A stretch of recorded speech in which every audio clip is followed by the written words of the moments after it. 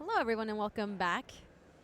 We have developed the board quite a little bit here. The two Codex Shredders in play for Paulo, an Ensnaring Bridge, and a Ghoul Caller's Bell.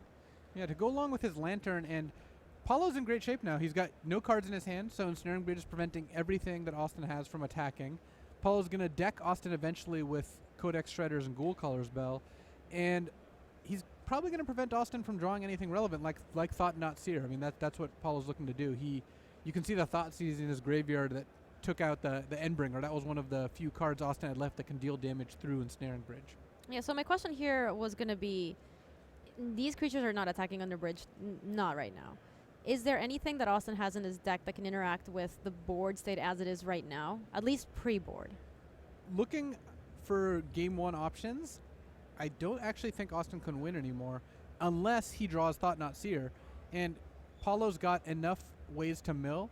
So how the Lantern deck really, locks down the game is while he can see the top of Austin's deck, for Austin to draw a relevant card, he has to draw one relevant card in a row for every Codex Shredder or Ghoul Caller's Bell that Paulo has. Mm-hmm.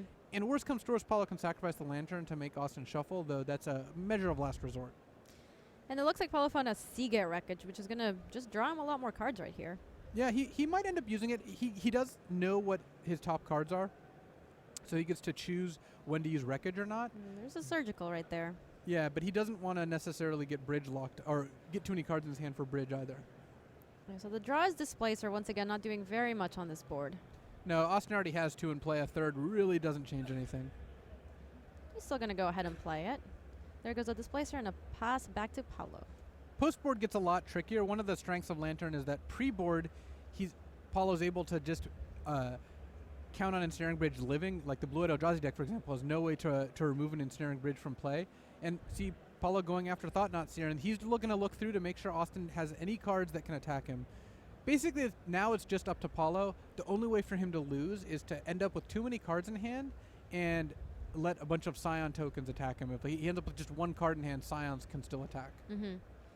Well, Paulo, not the kind of player that's going to let something like that happen. So presumably he's in a very good spot right here. Between taking these Thought Not Seers away and having that Bridge in play, he's in a very good spot in this game. Yeah, and Paulo just saw Austin's graveyard. So Paulo's main priority now is Austin's deck is to end the game as quickly as possible. The Lantern deck, can be a little slow, and you see Paulo moving kind of rapidly there. He has to make sure not to screw up. He has to make sure not to end up with like 2 lands and an Abrupt Decay in hand or something like that. But I think Paulo's going to be able to avoid that fairly effectively.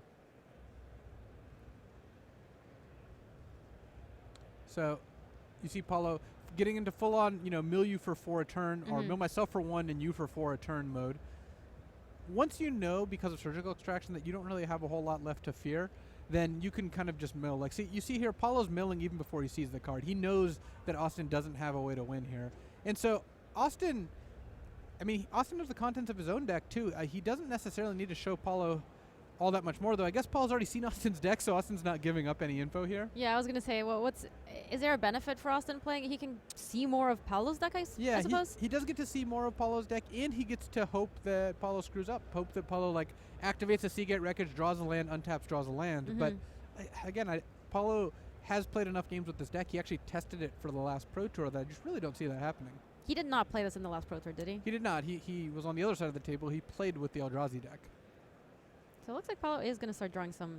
Yeah, he's starting to draw cards with Seagate Wreckage. And again, Ruins. if he knows that the top card of his deck is not a land, he can safely draw, because even if he draws a land afterwards, he can play both cards. Mm-hmm.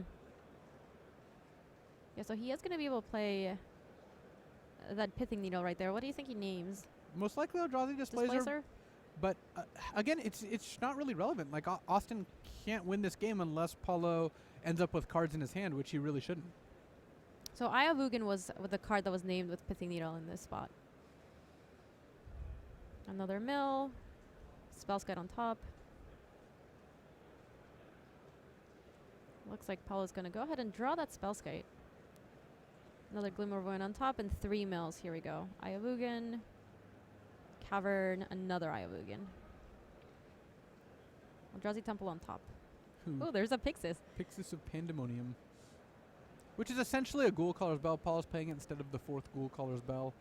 It has the advantage that it exiles, and that could be relevant in some particular matchups. So we really see the Lantern control deck kind of taking control of this game here against Blue-Eyed Eldrazi. What matchups do you think Lantern just does not want to see at all? Lantern really doesn't want to see decks that don't win via combat. Like something like Storm could be problematic. Basically, if Ensnaring Bridge doesn't do anything, then a lot of the Lantern deck gets weaker. And decks that have ways to interact with artifacts, especially in the main deck, are a lot tougher. Like a deck like Tron, for example. Lantern does not like seeing that sort of thing. So it looks like Paulo was able to find. I'm not sure what he found with it. I did see an Aether Grid. Yeah, he ended up putting an Aether Grid on the bottom, and he found a Mox Opal, which he then just played and lost to the Legend Rule. Just because, again, he doesn't want to end up with cards in hand. Right. Austin's deck can win a lot faster than Paulo, so one advantage of taking this time, obviously Austin doesn't have to concede, is that if it ends up in a Game 3 situation, Austin might be able to either win the game or draw because Paulo can't finish him off. And Paulo's well aware of this. You notice how quickly he's playing now. He's playing lightning fast at this point. I mean, in this spot in the game, he's pretty sure he's not going to lose, so he just has to make sure, A, he doesn't mess up, but B, he closes out the game quickly. And those two things kind of conflict, right? The faster you play, the more likely it is that you do mess up. So Austin, I think, wisely is letting Paulo do that. And at this point, Paulo's already seen Austin's deck. There's no disadvantage to Austin playing out this game. Yeah. So 3 more mills for Austin right there. Another Lantern on top for Paulo. Inquisition of Kozilek. Let's see what's going on in Austin's hand. Just an Endless One and a Path. Down goes the Endless One. And the rest of this game is a lesson in mechanics, as in, can Paulo perform the mechanics of his deck adequately and not end up with cards in hand? If so, he is going to end up a game here. Interesting choice by Austin to play Reflecting Pools in his deck. So that is a way to add blue or white mana that doesn't pain you either. So Drowner Hope, the play for Austin, it is also going to get 2 Scions in here. So if at one point Paulo does mess up, maybe those guys can attack. Paulo is at 2. Another Ensnaring Bridge right there. 3 more mills. On tap, let's draw that bridge. Another Lantern. All right, looks like the game is concluded. Eldrazi Sky Spawner. Austin didn't stick it out to the bitter end, but he got most of the way through his deck. He stuck it out pretty far, I would say. Definitely a lot farther than the point at which he had any hope in that game. But, a lot of respect to playing out the game. Everything that you said made sense about going into Game 3, etc. So, yeah, Paulo takes it. And now they're going to go post-board. Things get tougher post-board for Lantern almost in every single matchup. Like Austin gets to bring in Ratchet Bomb, Disenchant, Stubborn Denial, Hurkyl's Recall, and Stony Silence. All right, I was going to go take a look at what's going on with Matthias Hunt and Ben Rubin. We saw Ben Rubin earlier today with a sweet Naya Zoo deck, and Matthias is playing Blue-Eyed Eldrazi. Yeah, and Ben took a round 1 loss, but has won his next 2 rounds after that. And you see him here at 5-1. Though he looks like he's a little behind here. Worldbreaker is pretty big, though. Knight of the Reliquary, I guess it looks like Knight of the Reliquary is a 2/2 right now. Yeah, there's no counters on it, so presumably still pretty small, though that Worldbreaker is pretty big. Though Tarmogoyf also looks fairly threatening here with Ancient Stirrings. It looks like... yeah, there's Creature, Enchant... No, sorry. Yeah, it looks like Creature, Sorcery, Land, and Instant, or Creature, Sorcery, Instant. So Matthias's creatures are bigger than Ben's, but he might be worried about like a double block. Plus, Matthias, I think, has to feel pretty confident that Ayavugan is going to let him get a significant advantage if the game goes too long. All right, so Knight's going to get activated here.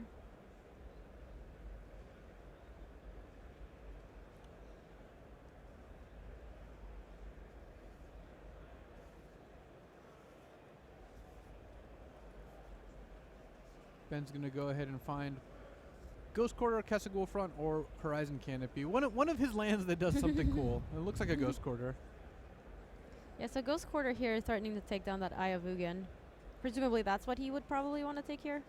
Yeah, Eye is the land that's going to be threatening. In fact, if Matthias untaps and plays another land, then he's going to be able to sacrifice that Scion to activate the Eye. And once he starts activating Eye and picking up, Reality Smashers or even an Endless One that would be gigantic right now, it gets a lot less good for Ben.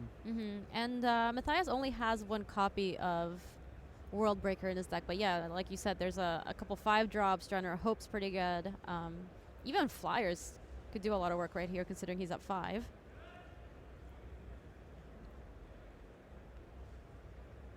Let's see. Ayabugan still in Matthias' hand. Yeah, He it looks played like he has another one. a second eye. And again, those 6 lands plus the Scion mean that Matthias is about to be able to start activating Ayabugan. So Ben found another copy of Knight of the Reliquary here. Oh, and it looks like Matthias is at 5 and Ben is at 16. Okay, that makes a lot more sense why Matthias was staying back. All right. Yeah, that does make a lot more sense. All right, so Ben's going to play the second copy of Knight. 2 knights work pretty well together because the first knight grows both the knights. So even though Matthias is able to pick up like a Reality Smasher here or an Endless one, I guess Eldrazi Displacer might be the actual threat, or it looks like a Drowner of Hope.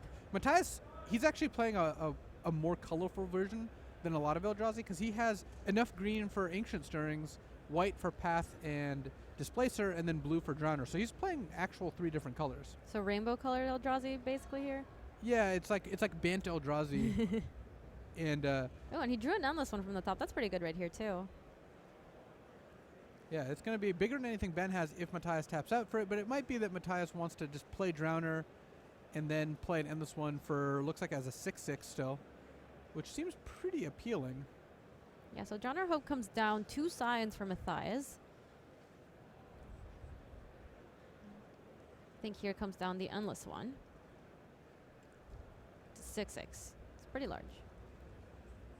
And one of the advantages for Matthias playing both the creatures this turn is that then next turn he's free to just activate Ayabugan. As the game goes on, Matthias is going to get a bigger and bigger advantage. Though Kessig Wolfrun is a threatening card, Ben has 3 potentially large creatures in the Knights and the Tarmogoyf. So if he's got a Kessig Wolfrun in play, Matthias kind of has to respect all 3 of those creatures. I think the thing though is that we see a Kessig Wolfrun in exile, so it's possible that he doesn't have another copy. We're going to tune back in here in a little bit. Our main match is starting again. All right, so we have an endless one on 2. Paul's going to play that Lantern.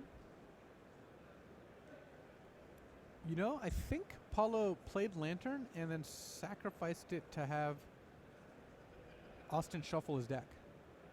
What could have happened in the beginning of the game for this to be the case? Austin had to have like a Stony Silence or something really devastating on top of his deck. I don't think there's anything else that would have prompted Paulo to do that. Even like an Ayavugan, I don't think Paulo necessarily would have cared that much. But Stony Silence is really annoying for the Lantern deck because it stops like Ghoul Caller's Bell, it stops Codex Shredder, Mox Opal. Yeah, and I think, Austin only plays 1 copy of that Stony Silence in the sideboard, but if it was on top, it would have been very difficult for Paulo to deal with. Austin's going to play a Flooded Strand and get an island. Which makes it most likely he's playing either like an Eldrazi Sky Spawner or just another endless one. So crunch, crunch. 18 for Paulo. Yeah, so Sky Spawner comes down. This board's developing pretty nicely. All right, Pyroclasm for Paulo takes care of all of the creatures out there. Now the board's undeveloping pretty nicely for Paulo. Hurkyl's Recall. Well, Austin has a hand of Disenchant, Hurkyl's Recall, and that is just not going to be the sort of thing you need to beat Lantern. Like, it is good. I mean, having access to those, plus in the Dark Arways, is good because they do answer Paulo's cards, but without pressure, Paulo eventually will enable his lock, especially since Paulo has an Academy Runes in play, so any card that Austin disenchants, Paulo can just put back on top. No, it's kind of rough because it seems like it seems like Austin has a lot of things in his sideboard to deal with a matchup like Lantern. That said, yeah, like you said, if he doesn't get on board, if he doesn't have any pressure, you have all these reactive cards, and you're not really doing very much, right? You're just waiting for your opponent to play something, you react, and then Paulo's still at 18.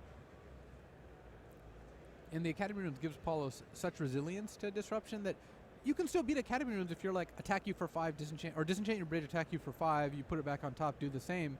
But if you have nothing in play and Paulo's at 18 and has a bridge in play, that's just a lot harder to deal with. Yeah, so Paulo's still on turn 3, still considering playing that bridge right here, it seems. He might just Pithing Needle. All right.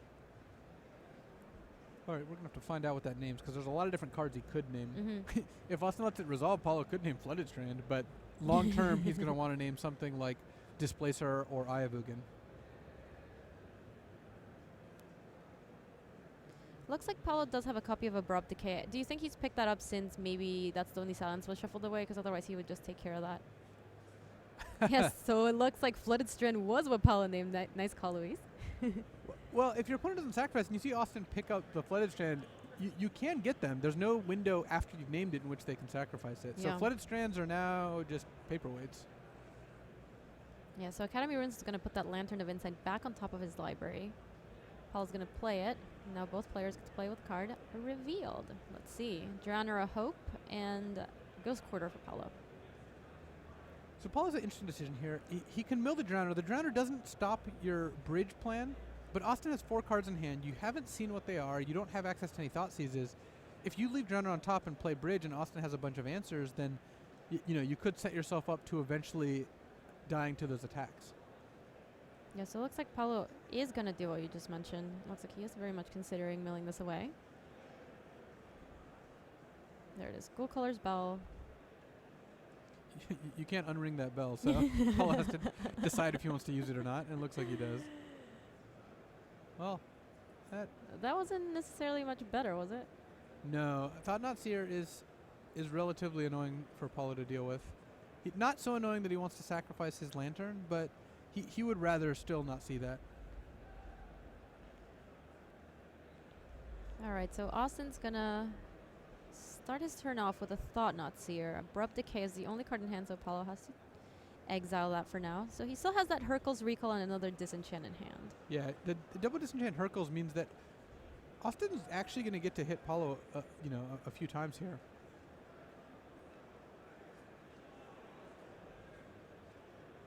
Paulo using Academy to skip back Codex Shredder just to get more lock pieces, just to make it that much less likely that Austin can do anything. All right, so it looks like Austin is going to use that Hercules Recall right here. So Paulo doesn't have so many cards in hand that he has to discard. He's deciding whether he wants to use Codex Shredder on himself. I can't imagine he would want to use Ghoul Caller's Bell here because you do want Austin to draw a Dark Hour Wastes. All right, so he's picking most of his artifacts up, it seems. Yep. Away they all go. Well, Glimmer Void will go away. Not on.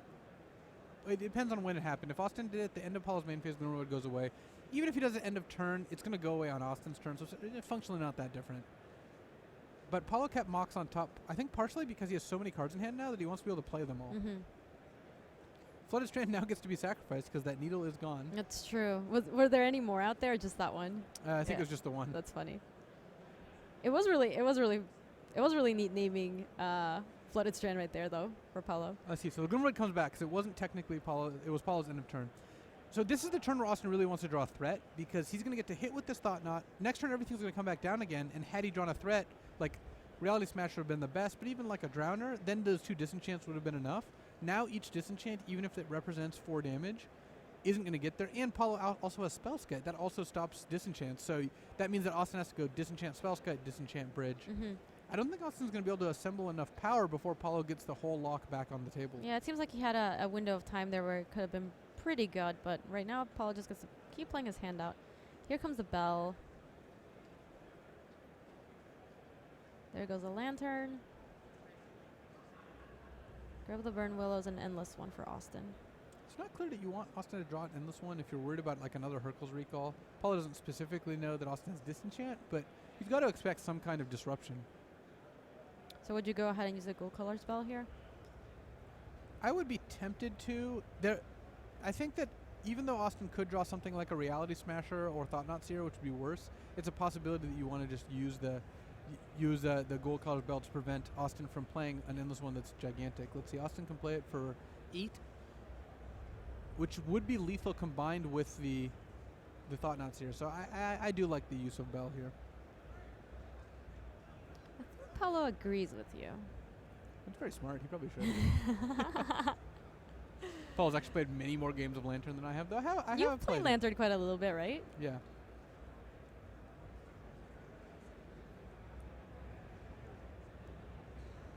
Yeah, so Ghoul Color's Bell is going to be activated, and there goes the Endless One. Pithing Needle on top for Paulo. Eldrazi Temple for Austin. Yeah, I have played tested against Lantern, I think, more than I've played with it. I found Chalice of the Void to be quite effective. Thought Nuts here on top for Austin. Alright, Thought Nuts here crunches in for 4, putting Paulo at 10. Another land and just a pass. And Paulo upkeep wants to use the bell here because he does not want to draw another needle. Abrupt Decay and another Endbringer. Endbringer is annoying, but you know, if you needle Endbringer, it can't shoot you to death, it can't draw extra cards, so needle is a good answer to that. I don't think Paulo minds that the needle got bounced because he gets to name something more useful Something long new? term. Yeah. Yeah, I mean, after the fact that Flooded Strand just wasn't really do anything, so. Alright. Start the turn with that Ensnaring Bridge. And even bridge on 3. One of the nice things about playing this Eldrazi deck is you can have a bridge on 3 and they still can't attack you with very much. Alright, Codex Shredder. And a pass back to Austin. So Austin will get to draw that Endbringer, but we know that Paulo has an answer for it. Ratchet Bomb. Does that help here? It's effective. It does mean that Paulo's going to have an opportunity to use Academy Runes and get back the needle. But, well, he does not have tons of time. Alright, so that Disenchant's going to take care of that bridge. Yeah, and that'll knock Paulo down to 6 with the Thought Knot, and then Austin's going to presumably play the Endbringer. And now Paulo doesn't have enough mana to get back bridge with the Academy, so Paulo's going to have to start milling himself to try to just find another Ensnaring Bridge. Alright, so he does not find an Ensnaring Bridge on top. There's a lot of waste for the turn for him. So Paulo could leave the land on top and then get back Spellskite and Chump, but that doesn't seem like it's going to work out particularly well. He just found a Glimmerwood. He's targeting himself again. Mishra's Bauble. Somehow the second deck in a row that we've seen with Mishra's Bauble. Yep. So now, you know things are getting desperate, but when you have to just sacrifice the Lantern and just go for the blind card draw here. And this is crazy because it looked like Paulo was in such firm control of the game, but then in this one turn, things are kind of slipping away. Yeah, Austin, I mean, his hand of Hurkyl's Recall, Disenchant did in fact give him enough answers to what Paulo has. Oh, wow. Wow, Austin wins the game, evening it out for both players. They're going to push it to a game 3. Yeah, that can happen with Lantern, right? You just look like you're firmly in control of the game. You're just milling them slowly, and then something like that can happen.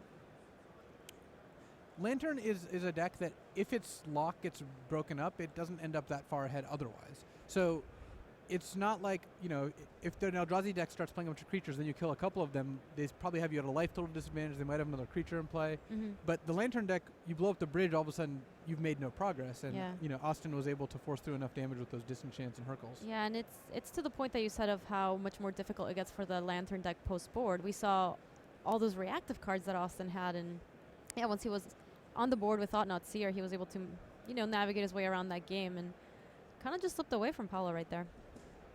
Yeah, Austin drew 3 sideboard cards. We again didn't see the turn 1 shuffle with Lantern, but I think it was a Stony Silence. That's just my theory because that's the only card I can imagine. I feel like that's a very reasonable theory. That scared of. It's one of my more reasonable theories because I have a lot of very unreasonable theories, but so players deciding what they want to do with the re-sideboard. It's useful information to know that you're facing Disenchant and Hurkyl's Recall. It's annoying that there's a variance like that Austin has a bunch of different sideboard cards like Stony Silence, Hurkyl's, and Disenchant, because Paulo has something like Welding Jar, which is great at stopping Disenchant, but very poor against Hurkyl's Recall and Stony Silence. So deciding how to sideboard is critical. Well, clearly it seems like Austin came prepared for something like this. He just has so many different ways of dealing with something like Lantern control. I think Austin probably recognizes very clearly his deck is a little soft to Lantern. So let's hop over to see what Matthias Hunt and Ben Rubin are up to. Looks like Eldrazi Temple Mimic for Matthias and a Noble Hierarch for Ben. Yeah, and Matthias did end up winning that last game. I think eventually the Eye of Ugins kind of pulled him too far ahead.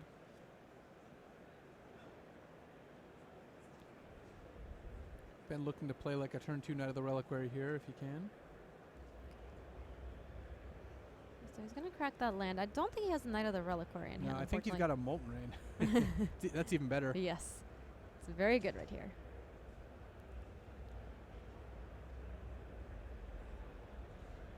Yeah, there you go. Back goes the Noble Hierarch, turns into a land. Molten Rain takes care of that Eldrazi Temple. Take 2 Matthias, go down to 18. Ben Rubin, his essentially control zoo deck. So getting in with a Mimic, I think Matthias only has, yeah, he does have a land in hand. Ben was telling us earlier that the combination of Gitaxian Probe and Molten Rain is powerful because you get to know which land you want to go after.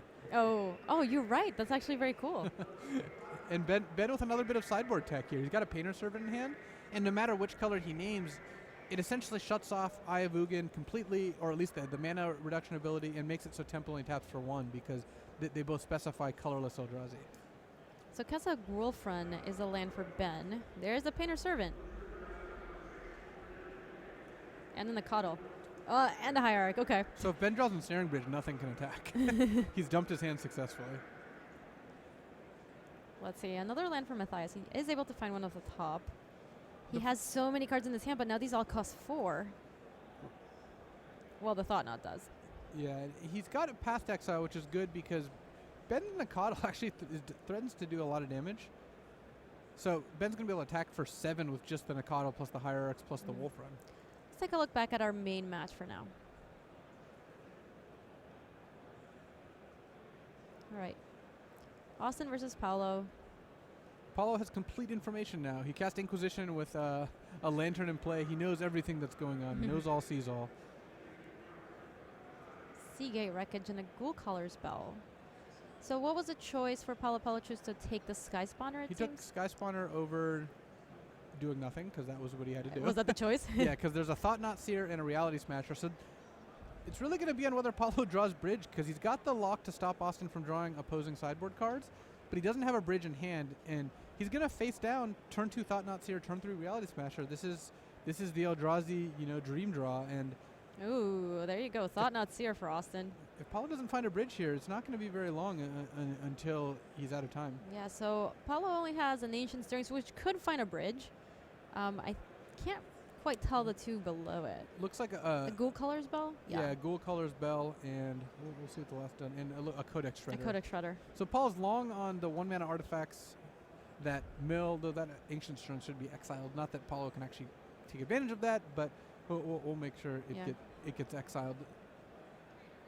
So activating Bell, down goes the land. Another Welding Jar, and this is what you were talking about earlier. Welding Jar looking kind of bad against Hurkyl's Yeah. Recall. I mean, it's not around, but in this case. So Paulo chose to mill his 3rd land, and there's the Ensnaring Bridge. Ooh. So he's going to draw that, play the 2 1-drops, and actually Paulo's in great shape now because he's got 3 1-drop mill cards in play, and he's going to land on top, and he's going to play an Ensnaring Bridge, and Austin all of a sudden is just going to be out of options.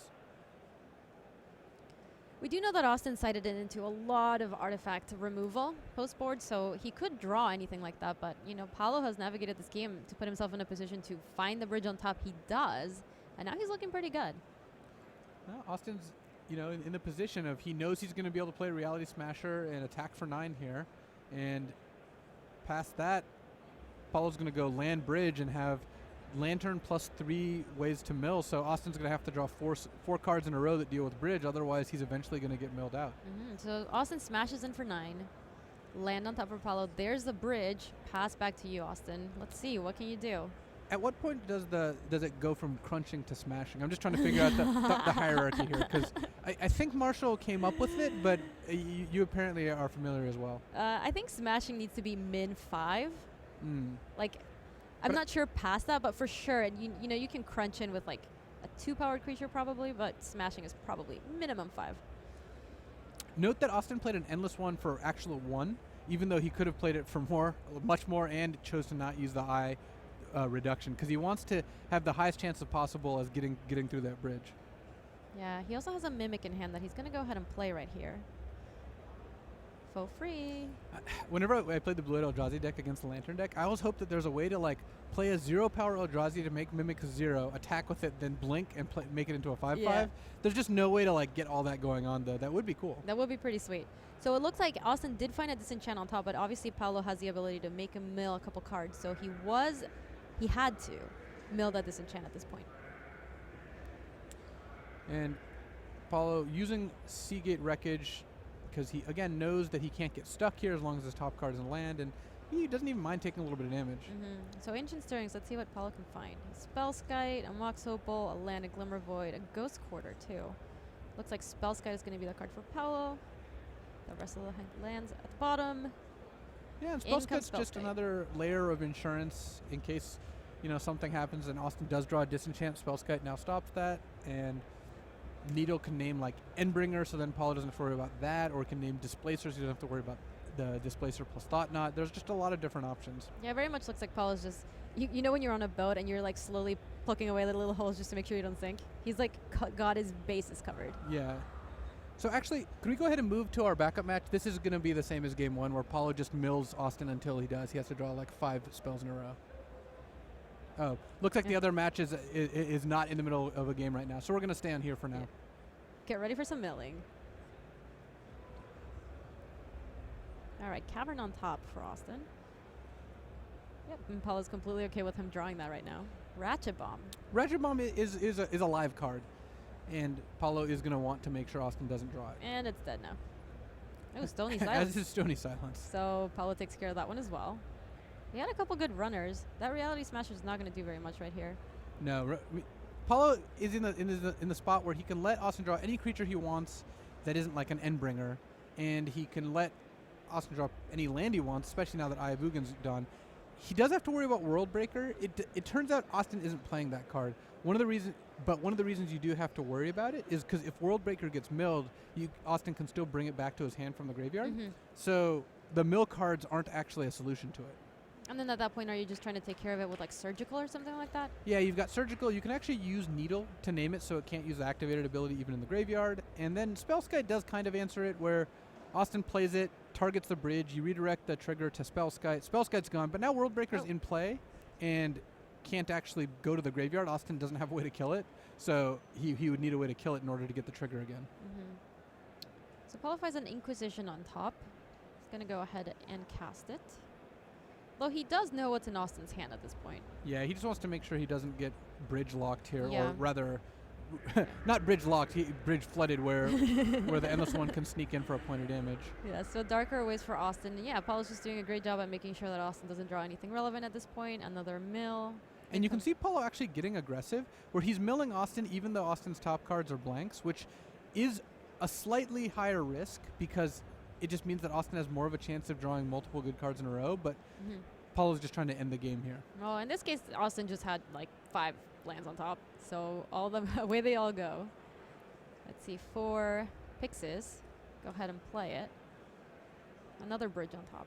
And again, Pixis basically a backup copy of Ghoul Caller's Bell with an additional ability of 7 to put all those cards into play, which I can't imagine Paulo's going to activate during this tournament. Is there a benefit to playing Pixis over another Bell? It exiles, so if you play against a deck with like Emrakul, it's an additional way to exile their cards so they don't end up getting to reshuffle all of them with Emrakul. Or World Breaker. Or World Breaker. It does exile World Breaker. You can also not use Pixis unless you see a World Breaker, so it's a way to make sure they don't get to draw it then. Yeah, so pass back to Paulo. Mills the bridge. Welding jar. Another mill. Off they go. Rest in peace over there over in Austin's hand. Or graveyard, rather. Yeah, and rest in peace. They're kind of the answer like Academy Ruins or make it so Codex Shredder's 5 ability can't be used. Paulo just completely in turbo mode here, just trying to make sure he doesn't run out of time. And I think Paulo's win percentage is high enough here, even while doing the aggressive milling strategy, that he's going to be fine.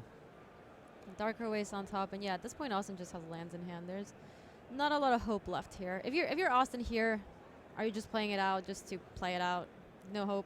Well, Austin doesn't have 0 chance here because, again, he can draw enough active cards in a row, though he doesn't have, he might not actually have enough ways to remove bridge left in his deck that he can draw them in a row. So at this point, maybe you're just hoping that Paulo does mess up in some way, or you draw something like Displacer, Displacer, Displacer, Disenchant, Hercule's Recall, Disenchant, all in a row, and then you draw the last one.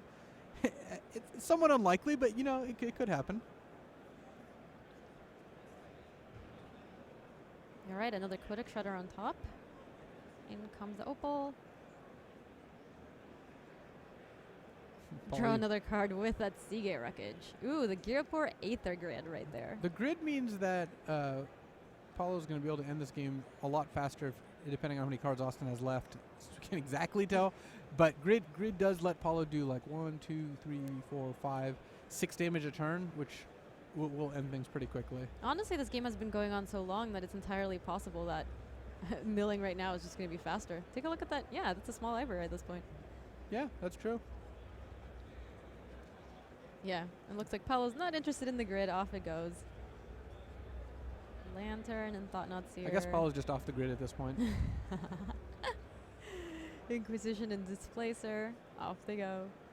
And you notice that Pixis is exiling the cards face down. Actually, both players know what they are because of the Lantern, but it does exile the cards face down. The idea that being that when you pay 7 and put all the permanents into play that were face down, it's a surprise as to what everyone gets. All right, rest in peace. Paulo not particularly concerned about that. Doesn't truly care. There's a Hercules recall on top, but there's no way he's going to get to keep that. No, Off it goes. I don't think so. 2 more mills, disenchant, away you go. Yeah, the Mimic goes away too. Ooh, that Infernal Tutor. Paulo could use that to get another Bell, but I think he's just going to activate Bell here because he's just trying to end the game. Oh yeah, he's on full-on turbo mode.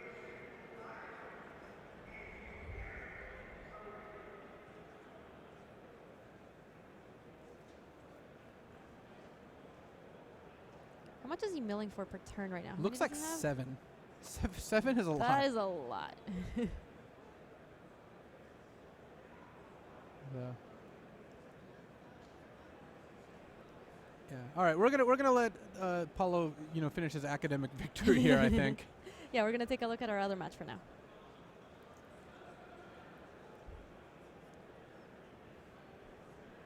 All right, so we're off to the races. Eldrazi Temple for Matthias, and Stomping Ground for Ben. Oh, and top deck planes there. You could see that Matthias' opening hand had blue and green and colorless mana, but could not cast a Displacer. But because he drew planes, he can play a turn 2 Displacer, which is going to be a little more pressure than Ben was hoping to see on turn 2. He was hoping Matthias' turn 2 was just go. Mm-hmm. Ben does have a sideboard tech of Painter Servant, though he knows about that Dismember thanks to Gitaxian Probe. Is the Servant in his hand right now? Yeah, it looks like he's got a Painter Servant in his hand. And he can use it to paint the town red or blue or white or whatever he wants. Any color he names will stop Eldrazi Temple from using its main function, though it still, of course, taps for 1 colorless mana. Yeah, but that's the thing that makes this deck special is, quote-unquote cheating out these creatures so quickly. When you're paying 4 mana for them, not quite as exciting. No, but Ben does pay a card. I mean, paying a 2 mana 1/3 is not really the play that you're chomping at the bit to make. So Ben is paying a cost by playing the Painter Servant. All right, so here comes a Painter Servant. Planes for Ben. We'll pass back to Matthias. Cavern of Souls is a draw for Matthias this turn.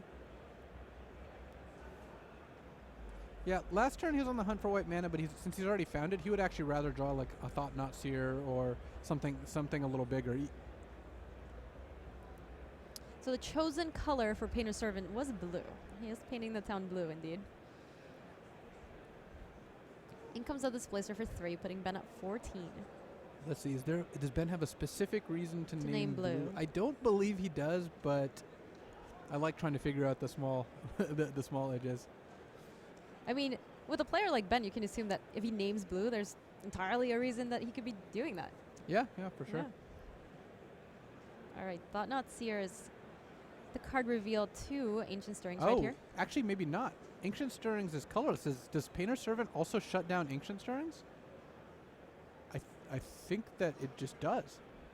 I think the card is just a whiff now. Wow, Painter Servant is great. Wow. Wow, it looks even better against Matthias' version of the build. Well, it's even better when your opponent taps a mana and just puts a card in their graveyard. Wow. That was rough. All right, so this Ancient... Yes. Adding insult to injury. Matthias had to take a point of damage. The funny thing is, Matthias has a Dismember in hand. He could have killed the Painter Servant first, but of the people sitting here, Ben Rubin was the only one who was cognizant of how that interaction worked. And in fact, I think he was just checking just to make sure. Yeah, so a nice set of plays for Ben right there. That did work out well for him. Crunching in for 1. Putting Matthias down to 18. So Ben has a chain to the rocks there, which he can use to get rid of that displacer. He's also got a Linvala in his hand, which will, we haven't seen that card ever since Birthing Pod left our format. Then Linvala started seeing a lot less play. But it is effective at shutting down creatures with activated abilities like Eldrazi Displacer. I think Ben doesn't want to take the risk of Linvala dying. He's just going to go ahead and chain the Displacer to the Stomping Ground. And I think that's exactly what he's going to do. There comes the chain. Ben's actually flooding a little bit. He only has a Linvala left at this point. It's true. He's got Linvala and 3 lands, so Ben needs to draw one of his powerful, Planeswalkers or 4-mana spells or whatnot. So Matthias draws another Ancient Stirrings. I don't think this is going to happen a second time. I think he's going to dismember the Painter Servant first. And as you said, there goes the Painter Servant. Lots of damage there for Matthias, but at least now this Ancient Stirrings is going to be... And take another damage right there, putting Matthias down to 13. But here comes Ancient Stirrings actually being able to tutor up something right now. Not a lot of creatures there. Yeah. Looks like Mimic is maybe the only thing. Yeah, and there's a second Ayabugan, but that doesn't really help a whole lot. All right, so Mimic is the pick for Matthias. If you're Ben, you're probably okay with that. Yeah, you don't feel too badly about it. You know that Matthias has Banishing Light in hand, which can kill the Linvala. So it's a little annoying that your last threat is going to be dealt with here. So Cavernous Souls for Matthias.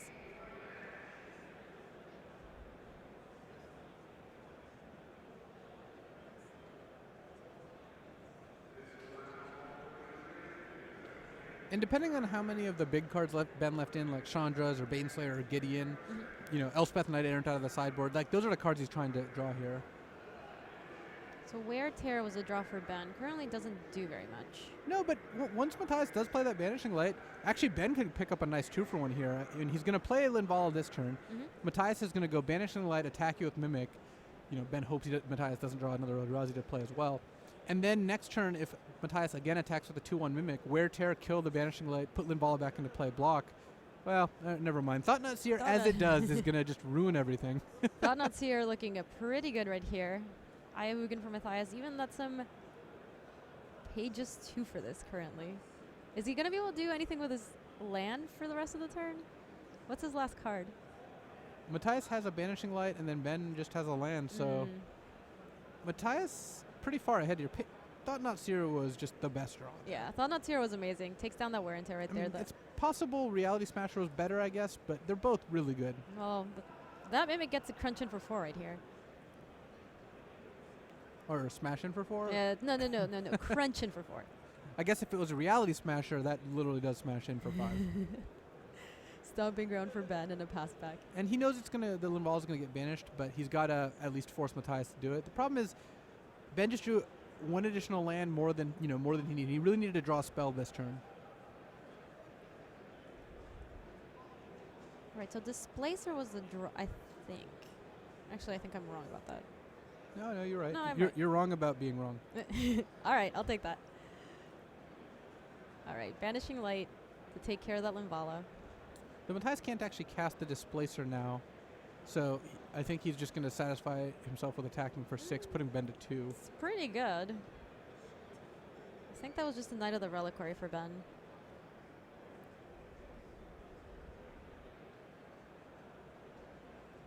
All right, there's the Knight. Pass back to Matthias. Land for Matthias, another Displacer.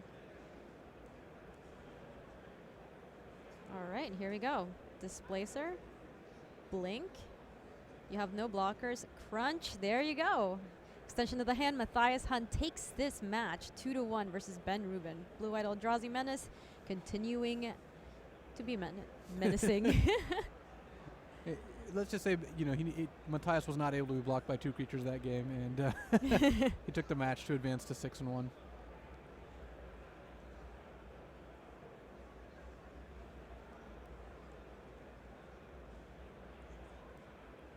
All right. And that's going to do it for us for round 7 here from GP Detroit.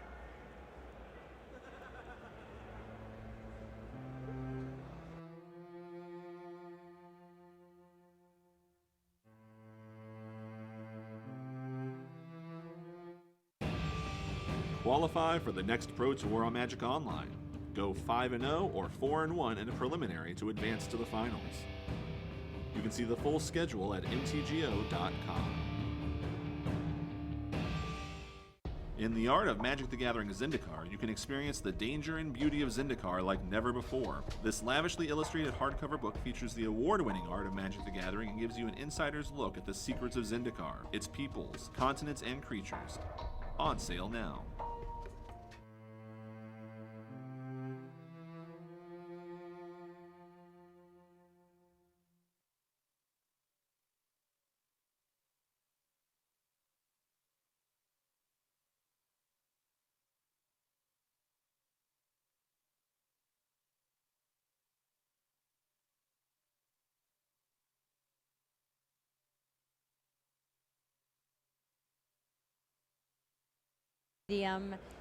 There's been a lot of stuff going around Shadows of Innistrad.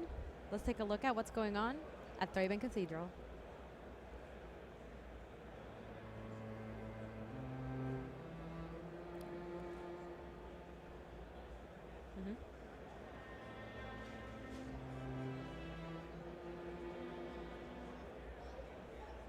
If you've been with us with most of the day today, you've been seeing a lot of things going weird around the world. They're pretty spooky. It's time for us to take a look at what's going on in Thraben Cathedral.